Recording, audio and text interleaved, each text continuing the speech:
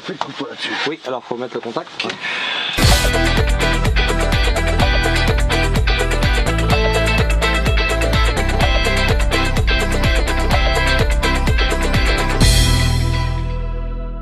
C'est bon, hein? Ouais.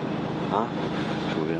Vous qui êtes donc dans la marque, ouais, puisque vous êtes chef d'atelier d'un concessionnaire. On dit concessionnaire, on dit agent, ou concessionnaire? N'importe. Concessionnaire, voilà. Nous, du garage photo. Voilà. Un joli trou là. Ah, ça c'est bien. Ça c'est bien, hein? Ah, tout à fait. Moi j'ai essayé les autres là qu'on a au garage.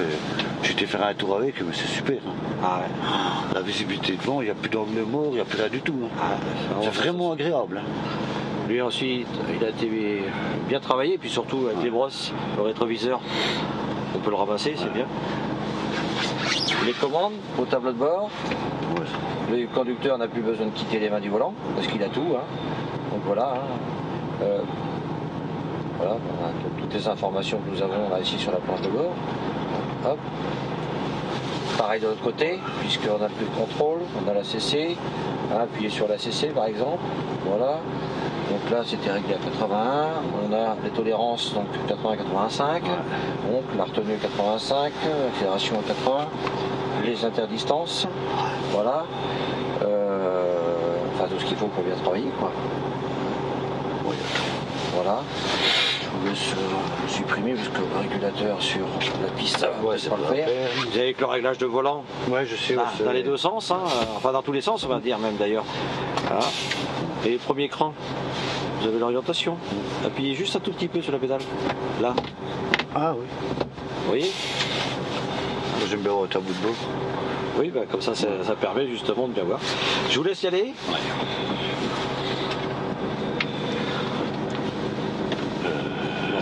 Pour appuyer, même si vous appuyez pas, vous accélérez, il partira quand même. Donc on part. Là on va prendre à gauche. Là.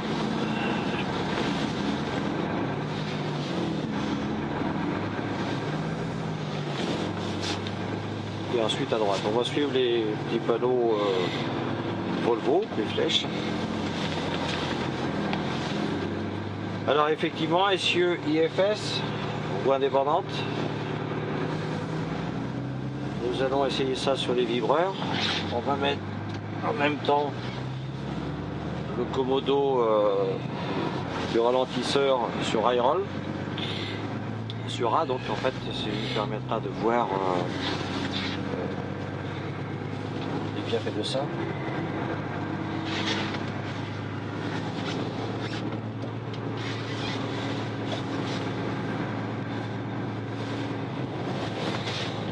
On va prendre à droite sur la piste.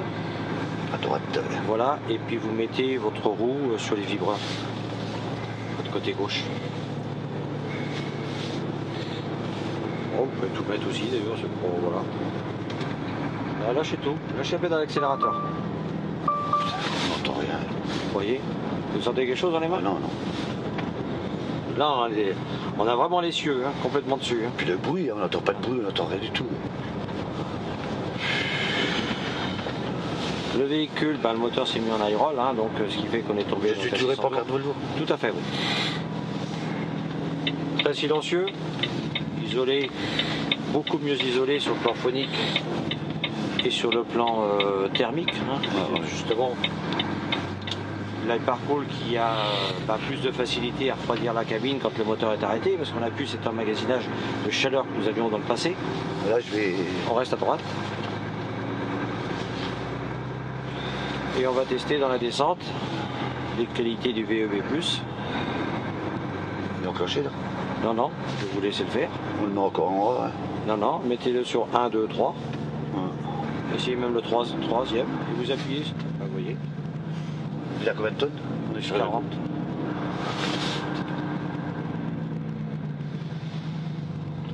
Là, ils ont fait un sacré effort. Hein. Ouais. Vous avez vu, on arrête le camion. Même le dernier 500, hein, il freine moins le dernier 500. Avec l'ancienne cabine. Hein. Ouais. Putain. On n'a plus besoin de freiner. Hein. Ah là, effectivement. Hein,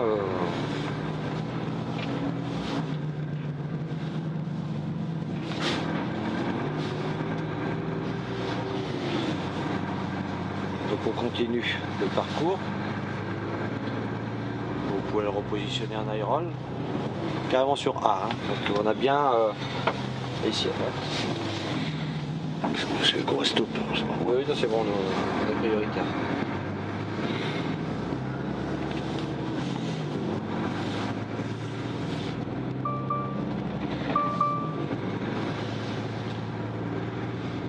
Là-bas, nous allons tourner à gauche.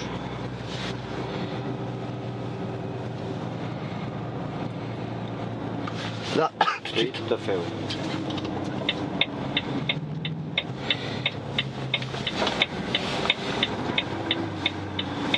Alors des commandes un petit peu plus longues, plus ergonomiques que dans le passé. Il y a la commande.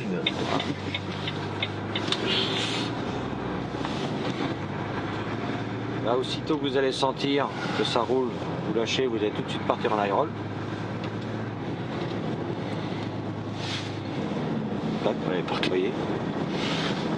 Et pourtant, c'est pas un grand plat, il n'y a pas grand chose, vous voyez. Oui, c'est plus sensible que l'autre maintenant. Tout à fait, ouais, très sensible. Plus précis. Ouais, c'est dans le sens, il était moins précis.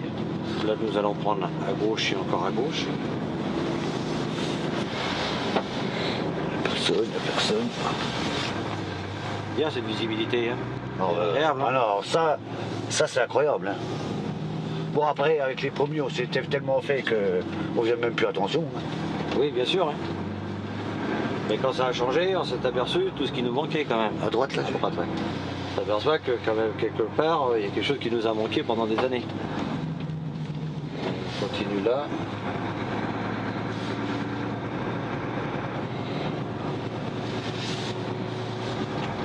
Alors on va faire un petit démarrage en côte. Histoire de... Je m'arrête au milieu de la côte. Oui, au milieu, oui.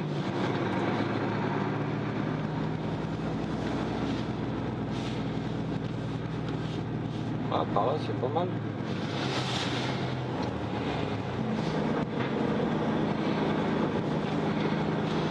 Hop, appuyez sur la pédale de frein, oui, quand même, voilà. Bon, là, si on fait un démarrage en côte, comment ça va se passer? Je suis à quai, je suis à 20 cm de mon quai, il faut que je manœuvre, mon véhicule, le sol n'est pas droit. Si je lâche ma pédale de frein et que j'appuie sur la pédale d'accélérateur, il va partir en arrière et il va patiner. On va utiliser donc l'aide au démarrage en côte. Ouais. Manque de chance, il n'y en a pas. Ben oui, c'est... Et non, c'est nulle part. Ah oui. Alors bien sûr... Le frein de parc. Le frein de parc. Ouais. Et vous croyez que ça va être facile si je dois bouger tous les 20 cm là? Ça va être un peu casse-pied. Bon, bah alors, je vais utiliser ma petite commande là. Je fais ça. Voilà, et là, en la gardant appuyée comme vous l'avez là, lâchez votre pédale de frein. Vous avez vu? Vous accélérez un petit peu et vous la lâchez en même temps. C'est pas plus agréable le démarrage?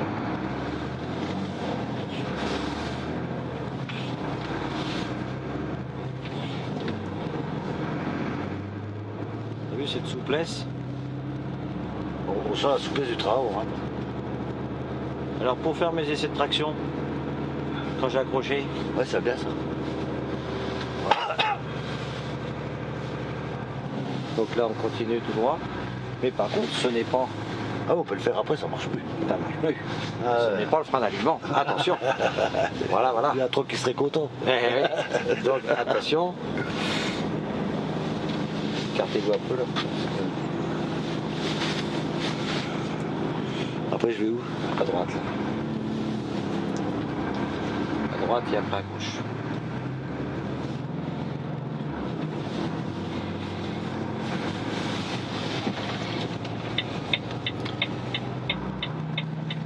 Attention des verres, attention des verres.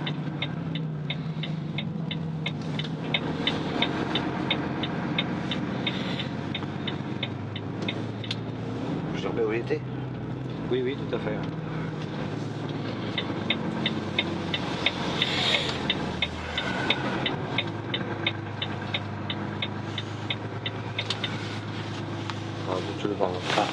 Je vais laisser quelqu'un se mettre à droite. C'est bon. Ça y est. Voilà, c'est parfait comme ça. Je suis droit aussi, non? Tu avances un petit peu. Voilà. mal.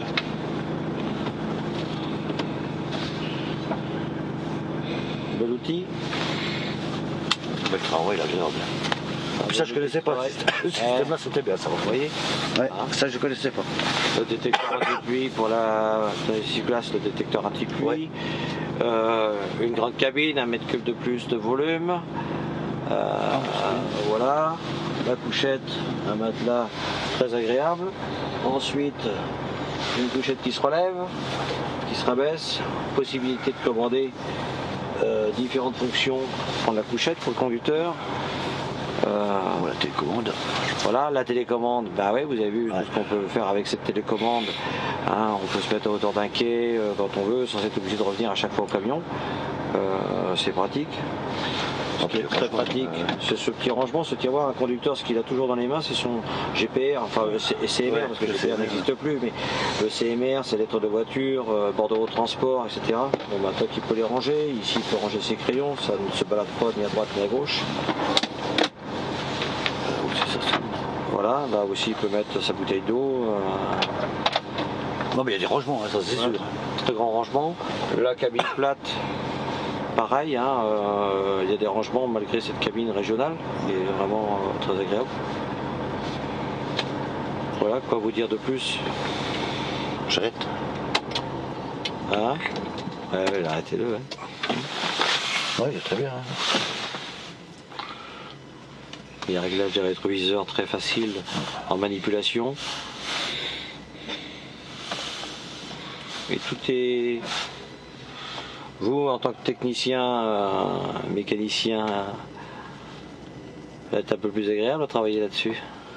Ouais, c'est sûr, bah, ça change hein, maintenant. C'est toute une formation qu'il va falloir suivre, hein, bien sûr.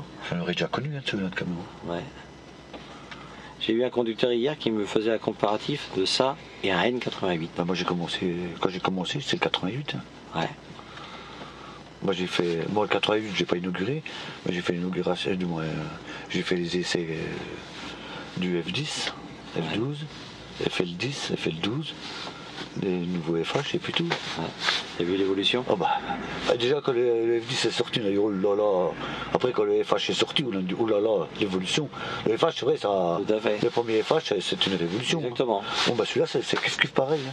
Tout à fait. C'est de nouveau tout autre chose. Hein. Ouais. Parce qu'après les évolutions du FH pendant 10 ans, il a évolué, c'est sûr, mais c'était pas flagrant comme maintenant.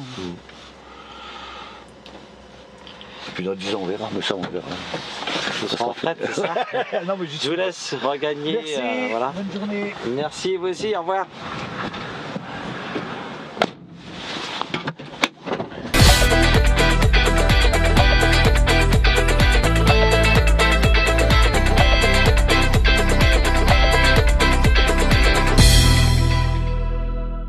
Quelles ont été vos impressions générales après cet essai du nouveau Volvo FH? Bah, bonne impression, hein. Bon véhicule, impression agréable.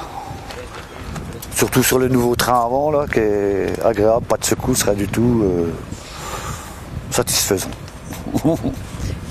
Voilà. Comment vous êtes-vous senti derrière le volant? Bah, bien, bonne visibilité surtout, plus d'angle mort, très agréable.